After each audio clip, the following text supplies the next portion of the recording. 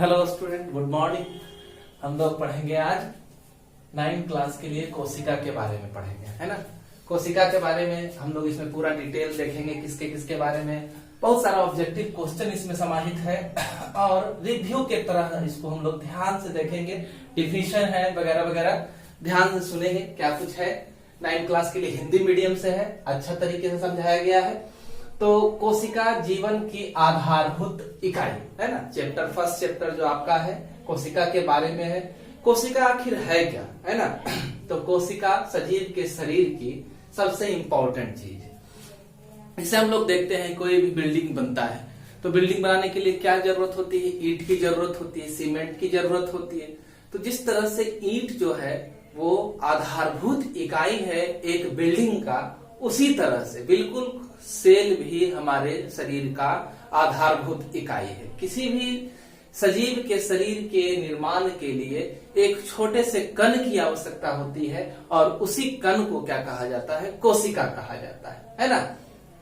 इसको building block कहते हैं ऑर्गेनिज्म का, जीवों का, जिससे कि वह जीव बनता है। ठीक है, तो कोशिका काफी महत्वपूर्ण है। कोई भी सजीव है ना, छोटा से छोटा और बड़ा से विशालकाय सभी जीव जो है वो बने हुए किससे होते हैं? कोशिका से ही बने होते हैं। सजीव किसको कहते हैं, है ना। तो जो जीवित होता है, यानी कि जो पोषण, उत्सर्जन, श्वसन जैसे कार्यों को संपन्न करता है, उसी को हम लोग क्या कहते हैं? सजीव कहते हैं। तो सजीव तो हम लोग देखते हैं बहुत बड़े बड़े होते हैं और कुछ छोटे छोटे भी होते हैं। ऐसे सजीव भी है पृथ्वी पर जो हमारी नंगी आंखों से दिखाई नहीं देते हैं। यानी कि एक ही कण से बना हुआ जीव भी पृथ्वी पर है और बहुत सारे जीव हमारे जैसे मनुष्य जैसे जीव भी पृथ्वी पर हैं, जो कि किससे बने हुए हैं? कोशिका से बने हुए हैं। तो कोशिका जो है जीवों के सबसे छोटी कण मानी जाती है ना। यहाँ पर परिभाषा लिखाया गया है कि सजीव के शरीर की संरचनात्मक, कार्यात्मक, सजीव के शरीर की संरचनात्मक। कोशिका क्या है? कोशिका का परिभाषा है कि कोशिका सजीव के शरीर की संरचनात्मक। सारा संरचना किससे है? कोशिका से है ना। जब सारे शरीर की संरचना जो है वह कोशिका से है तो शरीर का सारा कार्य कौन करेगा? तो सारा कार्य भी कोशिका ही करेगा। तो संरचनात्मक, रचना देने वाला भी कोशिका है, सारा कार्य को करने वाला भी कोशिका है। जब हमारा पूरा शरीर ही कोशिका से बना हुआ है तो नए जीवों के निर्माण के लिए भी हमारा कौन जरूरी होगा? तो कोशिका जरूरी, यानी कि प्रजननात्मक इकाई भी जो है वो कोशिका है ना।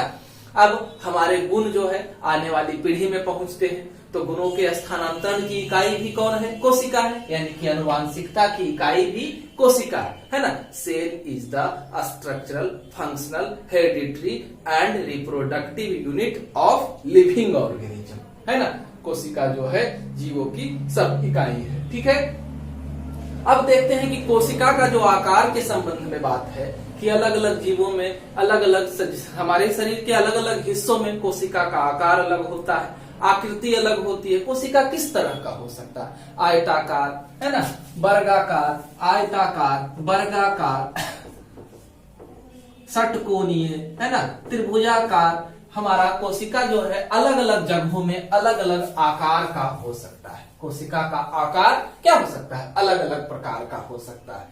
गोल, है ना, लंबा, बेलन के आकार का। तो अलग अलग कोशिका का आकार अलग अलग जीवों में अलग अलग अंगों में पाया जा सकता है। ठीक है, साइज बड़ा भी है, छोटा भी है। अब जीवों के अंदर इसकी संख्या है ना, तो जीवों में संख्या जो है अलग अलग जीवों में अलग अलग है। जैसे अमीबा एक ही कोशिका का बना हुआ है, पैरामीशियम एक ही कोशिका से बना हुआ है, तो इसकी संख्या भी अलग अलग जीवों में अलग अलग होती है ना।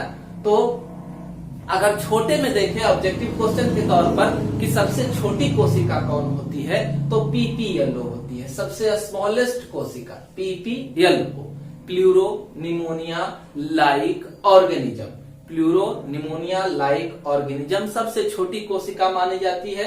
0.1 म्यूएम के आसपास इसका आकार होता है। उसी तरह से ऑस्ट्रिच को देखें, शुतुरमुर्ग का अंडा को देखें, तो यह सबसे बड़ी कोशिका है। 170 गुने 135 mm इसका डायमीटर है, व्यास जो है इसका इतना ज्यादा है ना।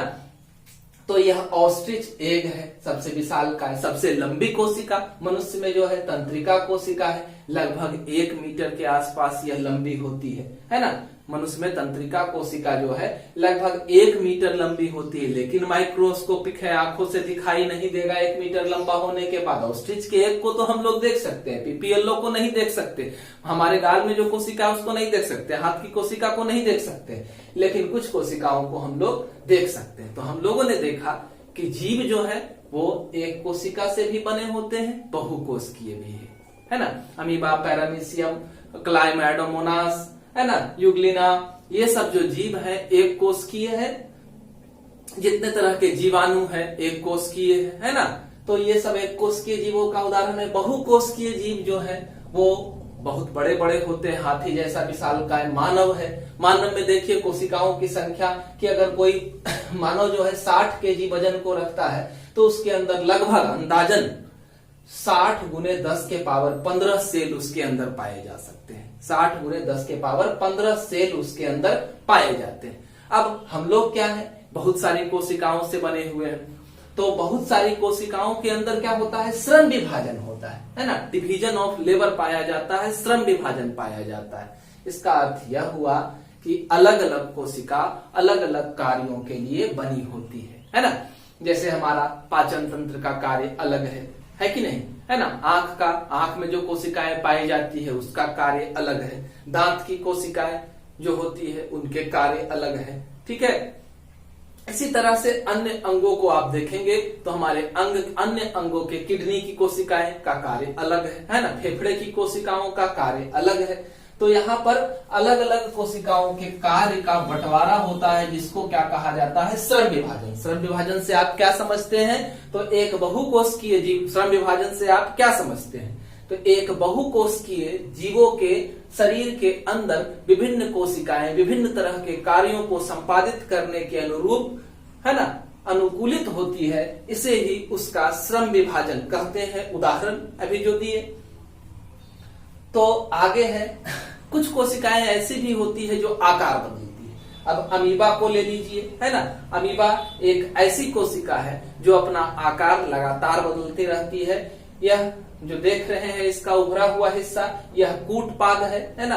कूटपाद ही इधर से उधर होता है और इसके लिए अमीबा के कोशिका द्रव्य में 2 बंटवारा होता है, एक्टोप्लाज्म और एंडोप्लाज्म। वो आगे समझ में आएगा। एक्टोप्लाज्म क्या करता है, तो वह फैलता है और फैल करके कूटपाद का निर्माण करता है, जिसके वजह से अमीबा में प्रचलन और भोजन को पकड़ने में मदद मिलती है। तो हमारा अमीबा और हमारे WBC कोशिकाएं, श्वेत रक्त कोशिकाएं, ल्यूकोसाइट जिसे कहते हैं, है ना, वो अपना आकार क्या करती है, बदलती है, ठीक है। तो अब देखते हैं कि मानव में क्या है कि पहले तो जीवों का निर्माण, जब जीव बने थे तो उसमें भी क्या था, एक ही कोशिका से जीवों का निर्माण हुआ, एक ही कोशिका से उत्पत्ति हुई। धीरे धीरे कोशिकाओं की संख्या बढ़ती गई, है ना, और जीव विकसित होते गए, नए नए विकसित जीवों का निर्माण होता गया। तो कोशिका जब संगठित होती है, कोशिका तो का परिभाषा हम लोग देखे, कोशिका जब संगठित होगी, है ना, तो कोशिका संगठित होकर के ढेर सारी कोशिकाओं का समूह एक खास तरह के कार्य को संपन्न करे तो वो क्या बनाती है, उत्तक का निर्माण करती है। एक खास तरह के कार्य के लिए ये होते हैं ढेर सारे उत्तक मिल करके एक खास कार्य को संपन्न करते हैं तो अंग का निर्माण होता है, जैसे किडनी, फेफड़ा, है ना, हृदय, जीभ, तो ये सब है। और ढेर सारे अंग जब मिल जाते हैं तो एक अंग तंत्र बनता है, जैसे हमारा मुख, गुहा, होठ, है ना, ग्रसन नली, अमाशय, और क्या, छोटी आंत, बड़ी आंत, अग्नाशय, है ना, ये सब मिल करके एक अंग तंत्र यानी कि पाचन तंत्र का निर्माण करते हैं। उसी तरह से श्वसन तंत्र में नाक, है ना, नसिका छिद्र, नसिका द्वार, फिर क्या, तो हमारा ट्रैकिया, फिर क्या प्राइमरी और सेकेंडरी ब्रोंकाई, फिर क्या हमारा फेफड़ा। तो ये सब मिल करके एक अंग तंत्र का निर्माण करते हैं, जिसे श्वसन तंत्र कहते हैं। और ढेर सारे पाचन तंत्र, उत्सर्जन तंत्र, श्वसन तंत्र, है ना, बहिष्करण तंत्र, ये सब तंत्र मिल जाते हैं तो एक कंप्लीट विकसित जीव का निर्माण होता है, ठीक है।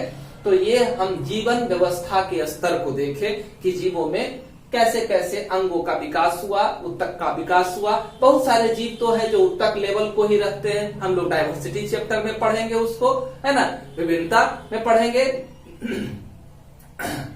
जिसमें देखेंगे कि बहुत सारे जीव जो है उत्तक स्तर को ही रखते हैं, बहुत सारों में अंग पाया गया है ना, और फिर अंततः अंग तंत्र की उपस्थिति हो जाती है। तो यहाँ कुछ का डायग्राम बनाया गया, जैसे क्लेमाइडोमोनास है, ये अंडाणु का है, ये शुक्राणु का है, स्पर्म का है ना, ये पैरामीशियम आपका है। इस तरह से कुछ एक कोश की रचना को यहाँ दिखाया गया है ना। इसके बाद हम आगे चलते हैं, कोशिका के विकास के बारे में देखते हैं कि कैसे कैसे हम लोग कोशिका की खोज तक पहुंचे, है ना। तो कोशिका की खोज तक पहुंचने के लिए क्या कुछ हुआ, इसे हम लोग देखते हैं। तो सबसे पहले एक वैज्ञानिक थे जिनका नाम था रॉबर्ट हुक, है ना, 1665 में। इससे पहले आप दो वैज्ञानिक को जाने, जेड जॉनसन, है ना, जेड जॉनसन और क्या एच जॉनसन। ये दोनों पिता पुत्र थे और इनकी क्या थी, ग्लास बनाने की फैक्ट्री थी, शीशा बनाने की फैक्ट्री थी। एक बार शीशा जिस चीज से मिलाकर के बनाया जाता है उस चीज का अनुपात गड़बड़ हो गया।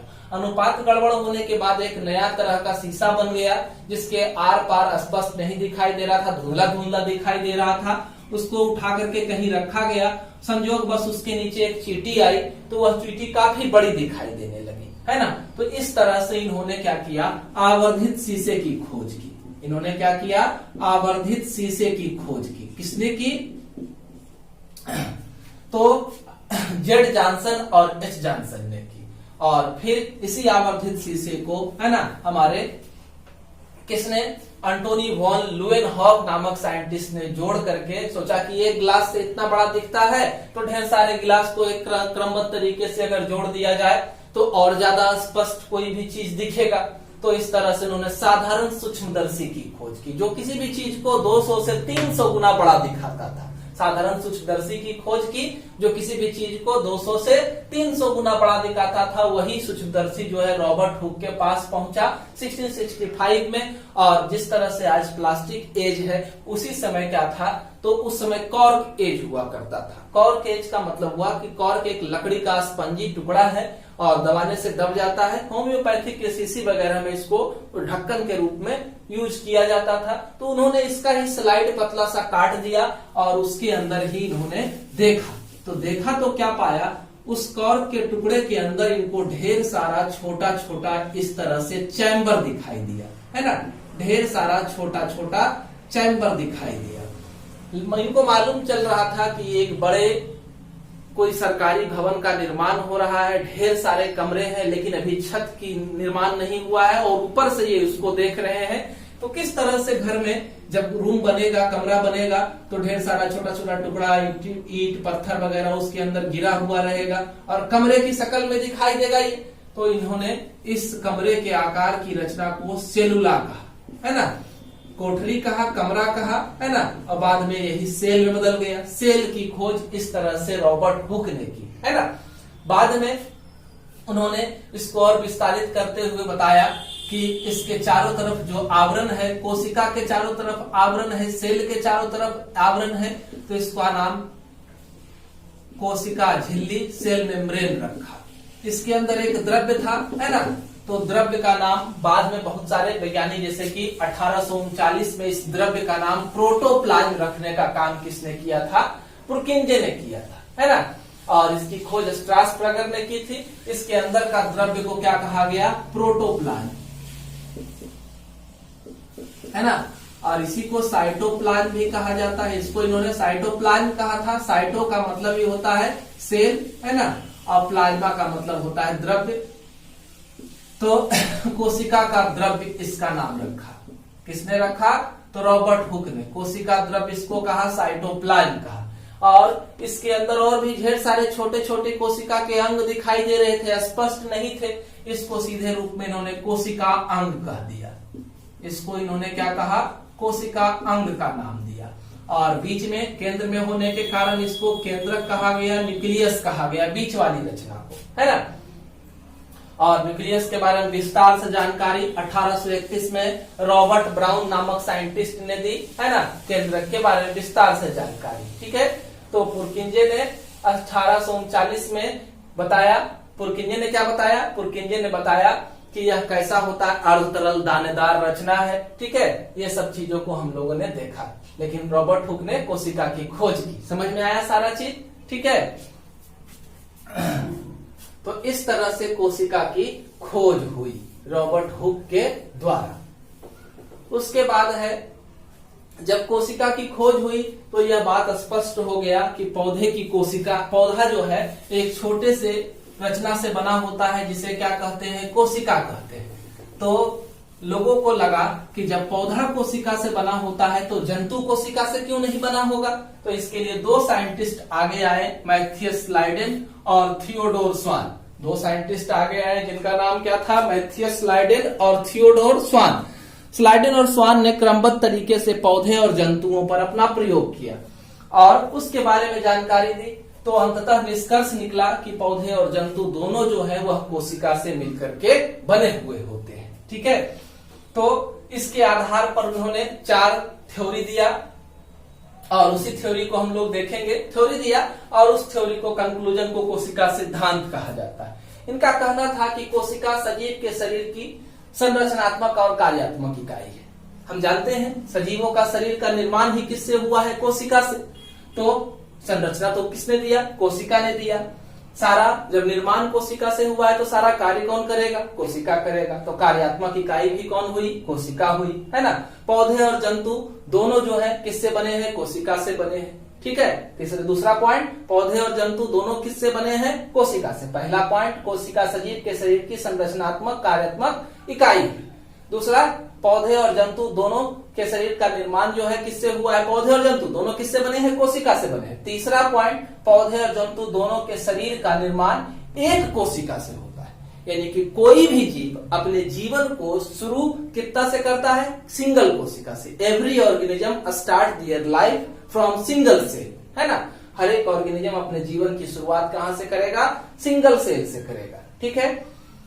उसके बाद में एक वैज्ञानिक थे रुडोल्फ विर्चाउ। 1855 में इन्होंने कहा कि नई कोशिकाओं का निर्माण जो होता है वह पहले से मौजूद कोशिकाओं से होता है। एवरी ऑर्गेनिज्म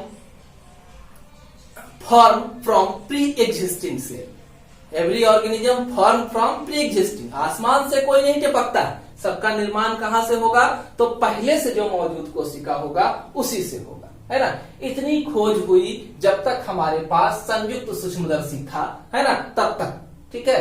इसी को साधारण सूक्ष्मदर्शी को थोड़ा सा एडवांस बना दिया गया, है ना, जो आज हम लोग देखते हैं कंपाउंड सूक्ष्मदर्शी। तो उसी के द्वारा इतना खोज हुआ। उसके बाद जो है इलेक्ट्रॉन सूक्ष्मदर्शी आया। इसके बाद क्या आया, 1931 में इलेक्ट्रॉन सूक्ष्मदर्शी आया और इलेक्ट्रॉन सूक्ष्मदर्शी को लाने वाले कौन थे, एम नॉल और इरस्का। एक चीज और याद रखेंगे कि एंटोनी वॉन ल्यूएनहॉक ने ही जीवाणु की खोज की थी सबसे पहले, है ना, अपने माइक्रोस्कोप में। दूसरा है 1931 में एम नॉल और इरस्का ने इलेक्ट्रॉन सूक्ष्मदर्शी की खोज की। यह सूक्ष्मदर्शी काफी अच्छा था क्योंकि यह किसी भी ऑब्जेक्ट को 1 लाख से 10 लाख गुना बड़ा दिखाता था। साथ में इसमें सैंपल को डालना पड़ता था और इसके इमेज जो है स्क्रीन से जुड़ा हुआ था, स्क्रीन पर आता था और इसको प्रिंटर से जोड़ करके हम इमेज को प्रिंट आउट करके भी निकाल सकते थे। तो यह हमारे अध्ययन को काफी ज्यादा सुविधाजनक बना दिया इलेक्ट्रॉन सूक्ष्मदर्शी ने, है ना। तो इस तरह से इलेक्ट्रॉन सूक्ष्मदर्शी के आने के बाद हमारी सेल की खोज काफी ज्यादा विस्तृत हो गई और उस विस्तृत खोज में हम लोग यहाँ डायग्राम देख रहे हैं एक जंतु कोशिका का, है ना। एक जंतु कोशिका का डायग्राम यहाँ देख रहे हैं। उसमें कितना कुछ होता है। तो सबसे पहले कोशिका झिल्ली जो वहां सिंगल लेयर्ड की दिखाई दे रही थी, यहाँ पर क्या लगा कि यह दोहरी झिल्ली की बनी हुई रचना है। यह क्या है, दोहरी झिल्ली की बनी हुई रचना है। यह जो है कोशिका झिल्ली है, डबल लेयर्ड है, कोशिका झिल्ली है। यह कैसी होती है, सेलेक्टिव परमिएबल और सेमी परमिएबल, अर्ध पारगम्य और अपने से होकर के चुने हुए पदार्थों को अंदर जाने देता है कोशिका झिल्ली, है ना। Cell membrane, plasma membrane, plasmalemma के नाम से इसको जाना जाता है। सी नागेली ने इसके बारे में विस्तार से जानकारी हम लोगों को दी थी, है ना, सी नागेली, ठीक है। इसके बारे में हम लोगों को जानकारी दी थी। बाद में बहुत सारे मॉडल इसके बारे में आए, विस्तार से हम लोग पढ़ेंगे। और सबसे बढ़िया मॉडल फ्लूइड मोजाइक मॉडल है ना, जिसमें बताया गया कि कोशिका झिल्ली किससे बना हुआ है। तो कोशिका झिल्ली प्रोटीन, वसा है ना, ग्लाइकोप्रोटीन, लाइपोप्रोटीन, कोलेस्ट्रॉल, फॉस्फोलिपिड वगैरह से मिलकर के बना हुआ है हमारा कोशिका झिल्ली। ठीक है। उसके बाद इसके अंदर जो अर्ध तरल द्रव्य है उसको क्या कहा जाता है, कोशिका द्रव्य कहा जाता है। और फिर क्या है, जो बिल्कुल ट्रांसपेरेंट होता है और इसका कार्य क्या है, कोशिका के अंदर यह क्या करता है, पदार्थों के परिवहन में मदद करता है। ठीक है। हल्का हल्का फिर हम लोग डिटेल में देखेंगे। उसके बाद यहाँ जो रचना दिखाई दे रही है यह सिर्फ जंतु कोशिका में ही पाया जाता है और इसका नाम क्या है, तो यह कहलाता है तारक काय, है ना। इसको क्या कहते हैं, तारक काय कहते हैं, सेंट्रोसोम कहते हैं, है ना। और यह 2 भाग बटा होता है, ये दोनों सेंट्रियोल्स हैं इसके। ठीक है। उसके बाद क्या है, तो यहाँ पर जो रचना है इसको गोल्जी बॉडी कहते हैं और पूरे कोशिका के अंदर एक जाल नुमा रचना रहती है जिसको क्या कहते हैं, अंतःप्रदर्वयी जालिका। अंतःप्रदर्वयी जालिका 2 प्रकार की होती है, एक के ऊपर दाने नुमा रचना पाई जाती है, तो इस दाने नुमा रचना को राइबोसोम कहते हैं। इसको क्या कहते हैं, राइबोसोम कहते हैं। यह अंतःप्रदर्वयी जालिका के अलावा हमारे कोशिका द्रव में ही पाया जाता है। कोशिका द्रव में या तो गुच्छे में होता है तब इसको पॉलीसोम कहते हैं, एक की संख्या में रहेगा तो इसको मोनोसोम कहते हैं, राइबोसोम। और यहाँ पर यह अंतःप्रदर्वयी जालिका के ऊपर है, अतः इस तरह के अंतःप्रदर्वयी जालिका को रुखड़ा अंतःप्रदर्वयी जालिका कहा जाता है। ठीक है। इसके अलावा एक से ज्यादा की संख्या में माइटोकॉन्ड्रिया उपस्थित होते हैं, यह लाइसोसोम है ना। यह चिकनी अंतःप्रदर्वयी जालिका है। ये बीच वाला हिस्सा केंद्रक है, दोहरी झिल्ली से बना हुआ है। इसके अलावा इसमें धागे नुमा रचनाएं होती है जिसको गुणसूत्र कहते हैं, क्रोमोजोम कहते हैं। यह अलग अलग जीवों में इसकी संख्या निर्धारित होती है, निश्चित होती है, जैसे मनुष्य में 46 ही होती है। इसके अंदर एक और गोल रचना पाई जा रही है जिसको केंद्रिका कहते हैं। इसके अंदर भी एक द्रव्य भरा होता है जिसको केंद्रक द्रव्य भी कहते हैं। केंद्रक की झिल्ली के ऊपर ढेर सारे छोटे छोटे छिद्र होते हैं जिसको केंद्रक छिद्र कहा जाता है। और इस तरह से कोशिका में इतनी सारी रचनाएं पाई जाती है। ठीक है। तो चैनल को सब्सक्राइब करेंगे जिससे कि हमारा वीडियो आप तक लगातार पहुंचता रहे और इसका नोटिफिकेशन भी लगातार